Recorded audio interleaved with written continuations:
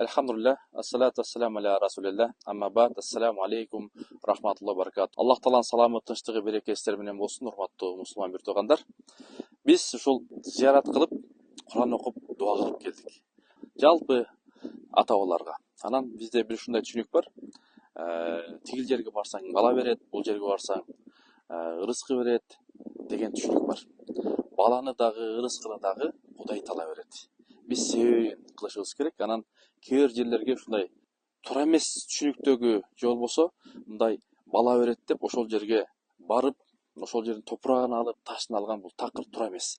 Эң негизгиси биз Кудайга, түз Кудайга байланышып, намаз менен, Аллага жалбарып, дарат менен, гусул менен Алладан сурасак, тахажат окуп сураңыз, ошол жетим жесирлерге садака берип сураңыз, бечараларга тамак аш таратып Алладан сураңыз. Алар түз Кудай таалага жалбарып, арыз муңун айтыш керек. Анан таш, топурак, суу бул бербейт, урматтуу туугандар. Биз ушундай түшүнүктөн арылыш керек.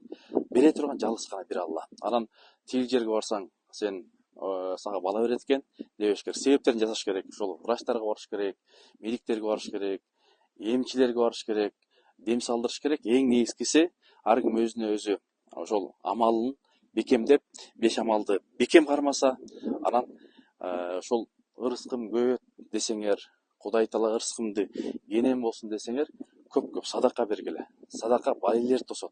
Садака өмүрдү узартат. Садака ырыскыларга ырыскы кошот. Ошондуктан урматтуу бир туугандар, биз Аллах Тааладан сураганды унутпайлы. Бизди жараткан Алла, өмүрдү берген Алла, ден соолук берген Алла, жана жаныбызды ала турган дагы Алла. Аллах Таала эки дүйнө баардыгыбызды бактылуу кылсын.